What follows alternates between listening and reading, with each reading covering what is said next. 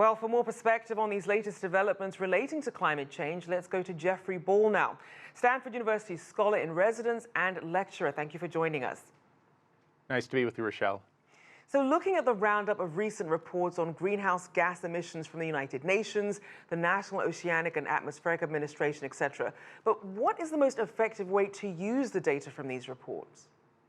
Well, I think what the reports, the crescendoing of these reports that you mentioned from NOAA and the United Nations and others, add up to the conclusion that climate change, which for many years was seen only as a future potential threat, is now coming very broadly to be seen as a present danger that is having effects in front of us as we speak.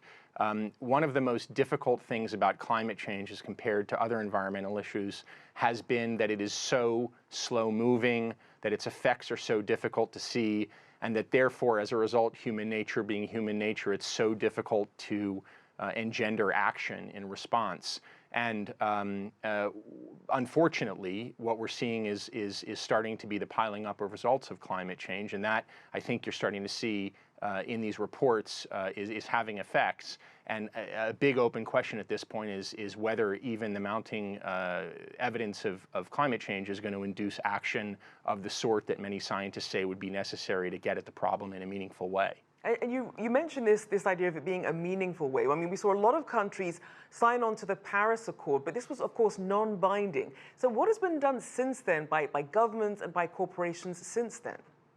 Yeah, so let me just say two things. First of all, I think it's really important that you bring up the Paris Accord because, of course, the Paris Accord, which was reached in 2015, your viewers will remember many of them, was celebrated as a massive step forward on climate change. And let me just suggest that we ought to be measured in our assessment of the effect of Paris. One of the reasons for that is just what you said, that it is voluntary, not binding.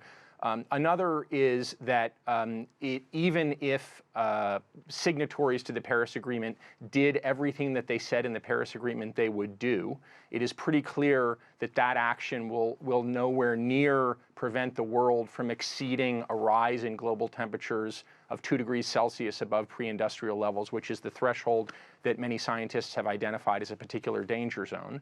And number three, the evidence is mounting that they're not, these countries, reaching even the promises, that is to say, even the relatively small promises that they agreed to in Paris. And so on many levels, Paris, which was articulated as a first step at the time, is starting to be seen as less and less of a first step. Now, right. You asked the question of what people are doing in response to that. And to my mind, there are two things that are particularly profound.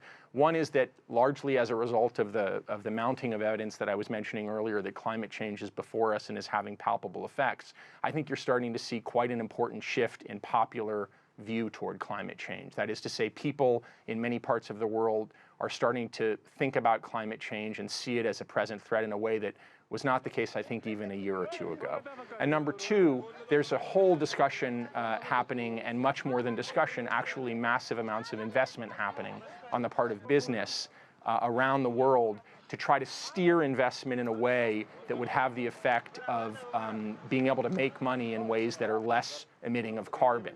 Now, we are just at the start of that, we the world, right. But I think we're at a really pretty profound start, and there's a long list of companies that are investing quite heavily in this area, and we'll just have to see whether that mounts to be significant and meaningful in terms of tamping down emissions. Now, Jeffrey, you mentioned a lot of these different companies investing in a way to try and offset some of this climate change, but then you also have these huge industries like farming and transportation that are contributing so much to greenhouse gases and to climate change that are much more slow-moving.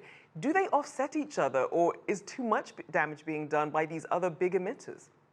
Well, they absolutely do not offset each other right now. Let's be very clear. I mean, I think it's quite difficult for people to wrap their brains around the size of the established economic infrastructure around the world. And let's just take the two examples you mentioned, which were land and transportation. I mean, the massive system that delivers my dinner to me, the massive system that gets you to the studio to do this broadcast, all of that depends fundamentally on fossil fuels, has for decades, and even the most optimistic people who look toward a greener future say is likely to remain the case for decades to come. So what we're talking about, I mean, to use a horrible cliche, is shifting the supertanker in agriculture, in transportation, in almost any economic sector you can imagine.